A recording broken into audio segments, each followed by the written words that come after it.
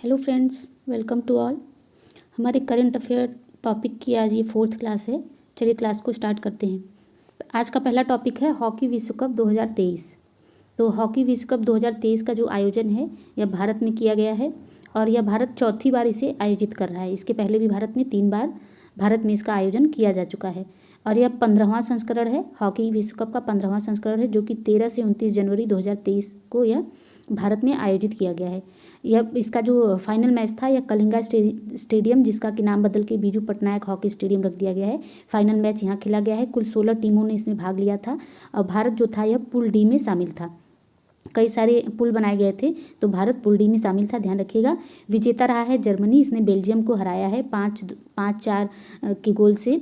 यह जर्मनी ने बेल्जियम को हराया है और टॉप स्कोरर रहे हैं, सबसे ज़्यादा गोल करने वाले जेरेमी हावर्ड रहे हैं जिन्होंने कि 9 गोल किए हैं कुल। बेस्ट प्लेयर का जो खिताब है यह निकलास वेलेन को दिया गया है। चलिए आगे देख लेते हैं। अगला टॉपिक है मिस यूनिवर्स 2022। तो यह बॉनी गैब्रियल बनी है जो कि अमेरिका की हैं। यह 71वां मिस यूनिवर्स का खिताब है, इन्होंने जीत लिया है। कुल 84 सदस्यों ने इसमें भाग लिया था और इनसे पहले 2021 में हरनाज संधू रही थी मिस यूनिवर्स, तो हरनाज संधू ने इन्हें ताज पहनाया है। और भारत की दिविता राय रही हैं, कर्नाटक राज्य से संबंधित है यह दिविता राय। इन्होंने 16वां रैंक हासिल किया है 84 सदस्यों के बीच में। चलिए अगला देख लेते हैं मिसेज वर्ल्ड 2022।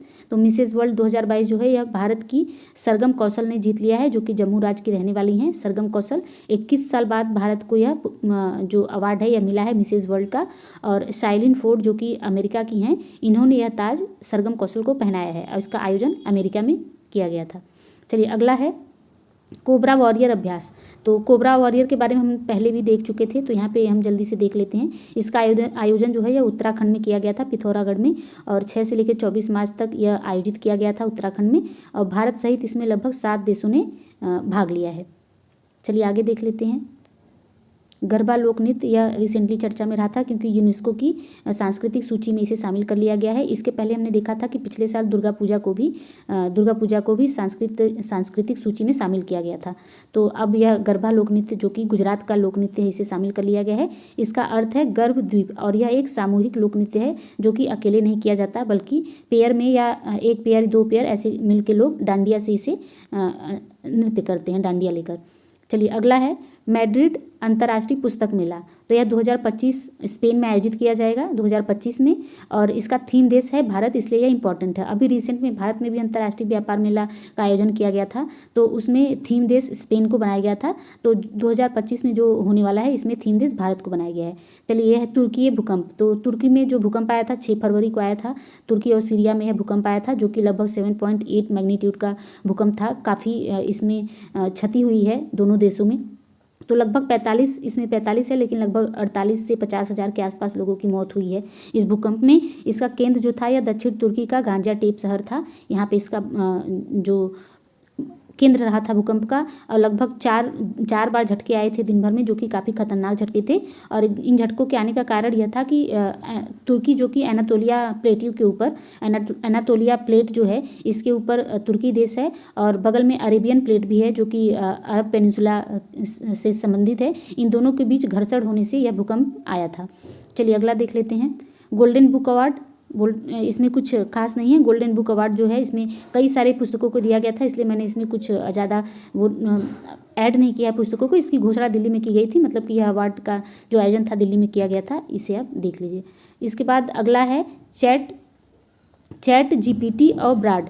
तो यह 2 अलग अलग कंपनियों द्वारा जारी किया गया जो आर्टिफिशियल इंटेलिजेंस से संबंधित यह चैटबॉट है। तो देख लीजिए क्या है। तो चैट जीपीटी जो है यह ओपन एआई का एक चैटबॉट है। चैट जीपीटी ओपन एआई के द्वारा शुरू किया गया है और इसमें 2021 तक की सभी जानकारियों को रखा गया है, जिसमें कि चैट के माध्यम से आप एआई के थ्रू इसे प्राप्त कर सकते हैं। और अगला गूगल के द्वारा इसको बनाया गया है बार्ड नाम का चैटबॉट है, जो कि इसने एआई के ये जीपीटी चैटबॉट को टक्कर देने के लिए गूगल ने इसे लाया है, और इसमें 2021 से ज़्यादा जानकारियाँ उपलब्ध हैं।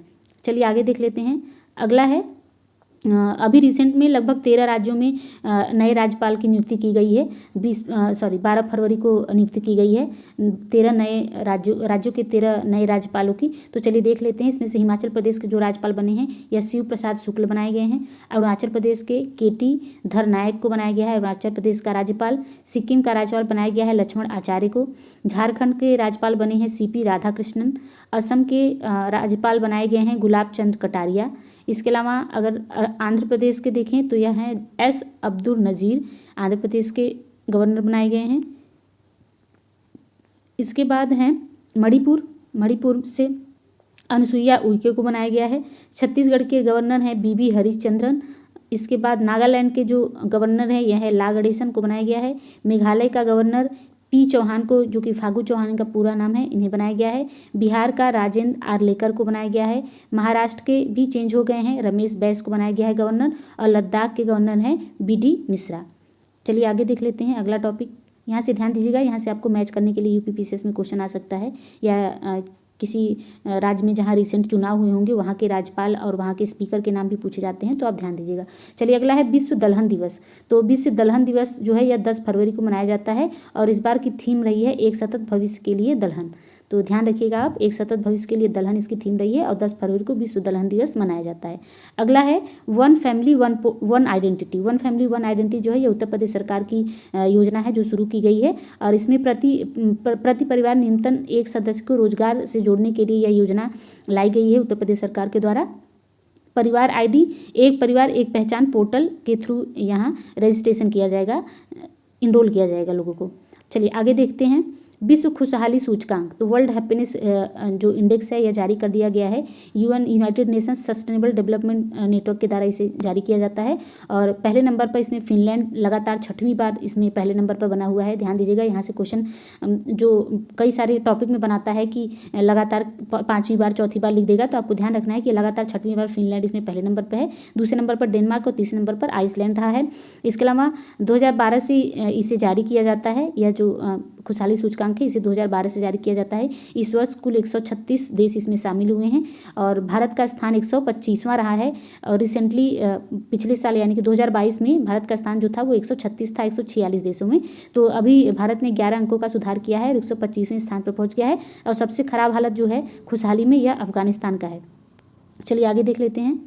खेलो इंडिया विंटर गेम्स, तो खेलो इंडिया विंटर गेम्स जो है यह 10 से 14 फरवरी के मध्य जम्मू कश्मीर के गुलमर्ग में आयोजित किया गया था। ध्यान दीजिएगा, यह तीसरा संस्करण था, खेलो इंडिया विंटर गेम का तीसरा संस्करण था। इसमें पहले नंबर पर जम्मू कश्मीर रहा है जिसने कि 26 गोल्ड 25 सिल्वर और 25 ब्रॉन्ज मेडल जीत के कुल 76 मेडल जीते हैं। दूसरे नंबर पर महाराष्ट्र रहा है जिसने कि कुल 27 मेडल जीते हैं। तीसरे नंबर पर हिमाचल प्रदेश 31 इसने मेडल जीते हैं और उत्तर प्रदेश का स्थान विंटर गेम में 19वें नंबर पर रहा है जिसमें कि यूपी ने गोल्ड एक भी नहीं जीता है, सिल्वर 2 और 5 ब्रॉन्ज मेडल यानी कि कुल 7 मेडल जीते हैं यूपी ने। अगला है अंतर्राष्ट्रीय मातृभाषा दिवस, तो 21 फरवरी को मनाया जाता है। यहाँ से क्वेश्चन पहले भी बने हैं PCS में, तो आप ध्यान दीजिएगा। 21 फरवरी को अंतर्राष्ट्रीय मातृभाषा दिवस मनाया जाता है। 1999 में UN के द्वारा इसे घोषणा की गई थी और पहली बार 2000 में इसे मनाया गया था। तो इसकी थीम रही है इस बार की बहुभाषी शिक्षा, शिक्षा को बदलने की आवश्यकता। तो यह इसकी थीम रही है बहुभाषी शिक्षा, शिक्षा को बदलने की आवश्यकता। और विश्व में देखा जाए तो सबसे ज़्यादा बोली जाने वाली भाषा इंग्लिश है, दूसरे नंबर पर जैपनीज़ है, तीसरे नंबर पर स्पेनिश है, उसके बाद हिंदी है, उसके बाद बांग्ला है। तो बांग्ला जो कि भारत की एक बोली है, यह भी भाषा के तौर पर नॉमिनेट करके इसे देखा जाए तो 5वें नंबर पर विश्व में बोली जाने वाली भाषा बन चुकी है। चलिए आगे देखते हैं। अगला है एबेल पुरस्कार, जिसे कि गणित का नोबेल भी बोला जाता है, गणित का नोबेल इसे बोला जाता है। यह लुइस कैफरेली को दिया गया है जो कि अर्जेंटीना के हैं, अर्जेंटीना के 2023 का मेडल इन्हें दिया गया है, लुइस कैफरेली को, अर्जेंटीना के हैं ये। इसके बाद नो पार्शियल इक्वेशन, मतलब इनका योगदान किस में रहा है, तो मैथ में नो पार्शियल इक्वेशन और फ्री बाउंड्री प्रॉब्लम सॉल्व करने में इनका योगदान रहा है, जिसके लिए इन्हें एबेल पुरस्कार दिया गया है। पहली बार यह 2003 में दिया गया था, जीएन पियरे को दिया गया था, जीएन पियरे इनका नाम था 2003 में, और इसकी शुरुआत 2001 से हुई है। नॉर्वे सरकार यह पुरस्कार देता है। तो एबेल पुरस्कार में आपको मेन क्या ध्यान रखना है, ये किसके द्वारा दिया जाता है, तो नॉर्वे सरकार के द्वारा दिया जाता है। इस बार लुइस कैफरेली को दिया गया है जो कि अर्जेंटीना के हैं। और अगर पूछा जाए कि इनका योगदान किस में है, तो यह नॉन पार्शियल इक्वेशन और फ्री बाउंड्री प्रॉब्लम को सॉल्व करने में है। और कभी कभी ये क्वेश्चन पूछता है कि गणित का नोबेल किसको बोलते हैं, तो यह एबेल पुरस्कार को बोलते हैं। चलिए आगे देख लेते हैं। अगला है सरस्वती सम्मान 2022। तो इसकी घोषणा की गई है सरस्वती सम्मान 2022 की, जो कि शिव शंकरी हैं, तमिल लेखिका हैं, इन्हें दिया गया है। इनकी पुस्तक है सूर्यवंशम, तो इसके लिए इन्हें दिया गया है। इनसे पहले 2021 में रामदरस मिश्र को दिया गया था और यह के बिरला फाउंडेशन के द्वारा 1991 से दिया जा रहा है। के बिरला फाउंडेशन इसके अलावा व्यास सम्मान, बिहारी पुरस्कार, ये सब भी देता है।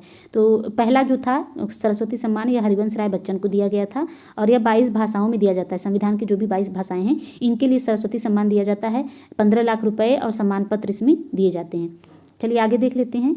32वां व्यास सम्मान। तो सरस्वती सम्मान मैंने आपको बताया के बिरला फाउंडेशन देता है। व्यास सम्मान भी के बिरला फाउंडेशन के द्वारा दिया जाता है। यह भी 32वां है। आप ध्यान दीजिएगा, यह भी 32वां ही था। सरस्वती सम्मान भी 32वां था, यह भी 32वां है। व्यास सम्मान जो कि ज्ञान चतुर्वेदी को दिया गया है, इनके उपन्यास पागल खाना के लिए। इसमें 4 लाख रुपये और सम्मान पत्र दिए जाते हैं। सरस्वती सम्मान में 15 लाख रुपये और सम्मान पत्र था।